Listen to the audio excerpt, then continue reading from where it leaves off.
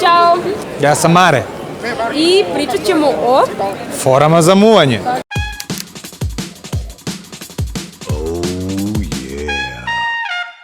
Opšte je prihvatljivo da samo muškarac muva cure. Često cure dosta povučene i to je problem, jer muškarac uvijek treba da priđe. Pa znaš šta, u principu mnogo je bolje po mom mišljenju kada devojka priđe.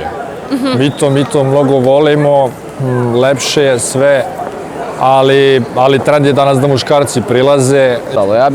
Ja bi volio kad bi to nekako se moglo da se promijeni, da jednostavno ima 50-50, ali dobro, to nikad neće tako biti jednostavno. Kad sam ja bio jako mlada, to je bilo recimo pre 10-15 godina, to se uopšte nije dešavalo. Znači, devojke uopšte nisu prilazile momcima, čak i ako su devojke htele da imaju neku inicijativu, to je išlo takođe vrlo sporo i preko nekih drugara i to. A da devojka sama priđe momku i da kaže bilo šta ili da traži nekakav izlazak, neki kontakt, to se uopšte nije dešavalo. Da li te muvala neka devojka? Kako je to izgledalo? Daj, otkri nam nešto o tome. Koja je žvaka bila? First of all, they send messages with their eyes, their eye contact. Eye contact, yes. If they really want to, I mean, they really like me, then they would come directly to me. Aha. Pa pazi, uglavnom mi prilaze zbog ovih kerova. Da, uglavnom dosta njih i slaže ono kako zna oko kerova, kako ovo, kako ono, čisto da bi ušao u neku priču sa mnom, onda se upoznamo, onda već kasnije padaju brojevi telefona i nema pojma. I onda mi jedna cura samo rekla, rođendan mi je večeras, želim da mi za poklon za rođendan budeš moj. For the girls, it's really much easier. If a girl wants a guy, she will get him, mostly. Yes. And the most frequent are like, you know, she gets close to you and touches you maybe and asks you something about really cheesy, you know, something simple, like what are you drinking or what are you doing here, you know.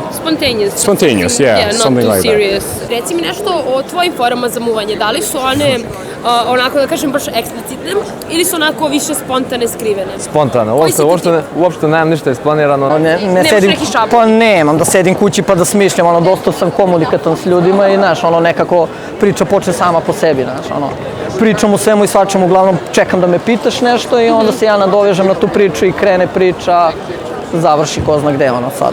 Znaš šta, sad s obzirom da sam ja jedan malo stariji oženjen čovjek, što se vidi po količini kose koju imam na glavi, to kad sam ja bio mlad je izgledalo tako što prvo si morao dugo, jedno mesec dana da oblećeš. Da malo oblećeš, da malo puštaš pipke, da malo, znači ništa to brzo priđeš pa sad kao je, znaš šta, ja bih s tobom jer možda dobiješ šamar u najboljem slučaju. Znači, bile smo opasne.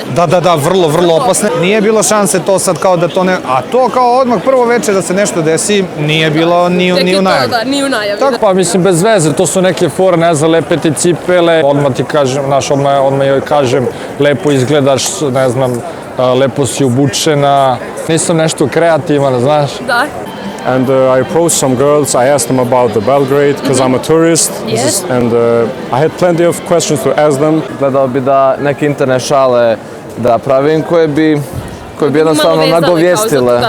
Jednostavno da je postaviti ideju u mozak i onda polako pustiti da se razradi. Reč, da. Pa to traje, pa tek onda, posle kad to krene, onda možda se desi... Može neki korak da se napravi. Može neki korak da se napravi, neki recimo poljubac u obraz posle 2 meseca. This is GBO Social, and you should subscribe in YouTube, and you should share and like. Thanks for your help.